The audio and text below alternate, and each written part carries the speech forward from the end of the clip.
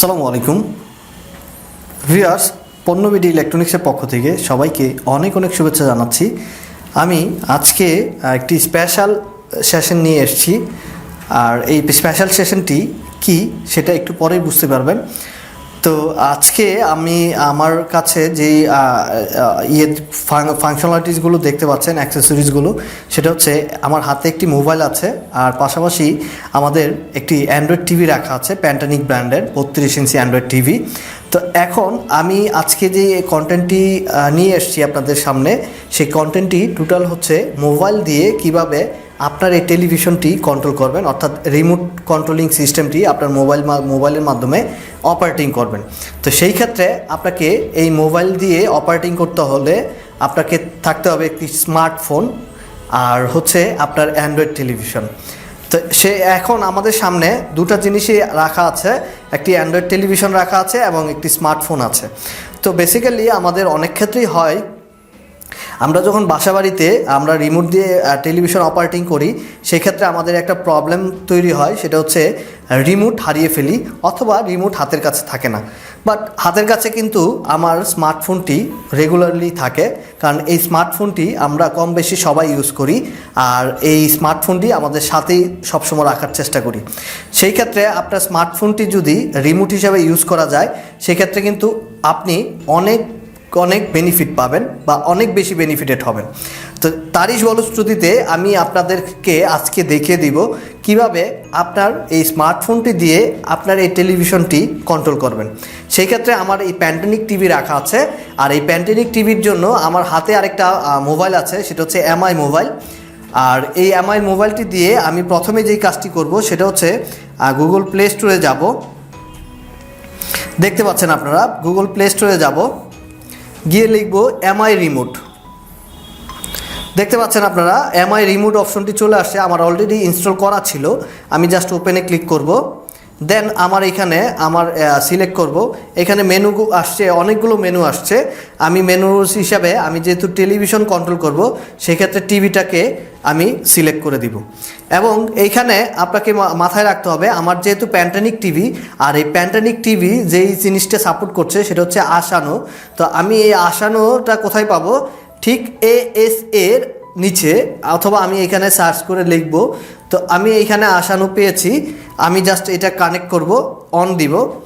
On দেওয়ার সাথে সাথে দেখেন ভলিউম কে একটা অপশন আসছে, এটাতে ক্লিক করব এবং ক্লিক করব। ভিউয়ার্স, পেয়ারিং অপশনটি ক্লিক করব, চলে আসছে।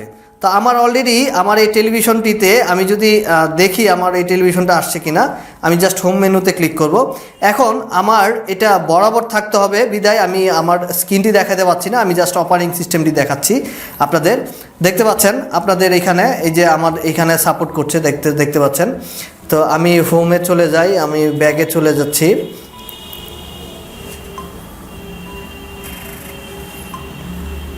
দেখেন এখানে অনেকগুলো অপশন আছে, আপনি ব্যাক যেতে পারবেন, আপনার এক্সিট যেতে পারবেন। এক্সিটে চলে গেলাম আমি, আবার আমি এক্সিটে ব্যাগে যাব।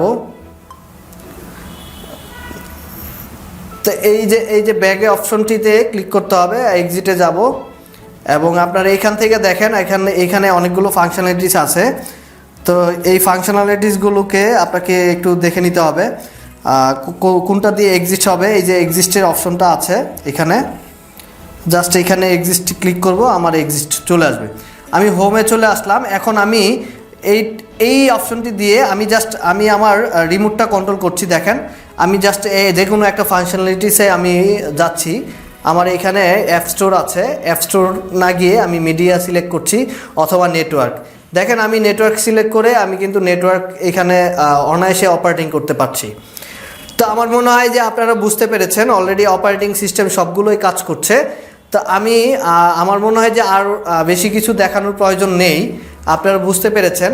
তো যারা এই অ্যাপটির লিঙ্ক প্রয়োজন হবে বা আপনারা এই অ্যাপটি খুঁজে পাচ্ছেন না, তারা অবশ্যই আমাদের ডেসক্রিপশন বক্সে আমাদের এই অ্যাপটির লিঙ্ক দেওয়া থাকবে। আমাদের ডেসক্রিপশন বক্স থেকে লিঙ্কে গিয়ে অ্যাপটি ডাউনলোড করে নিতে পারবেন আপনার মোবাইলে।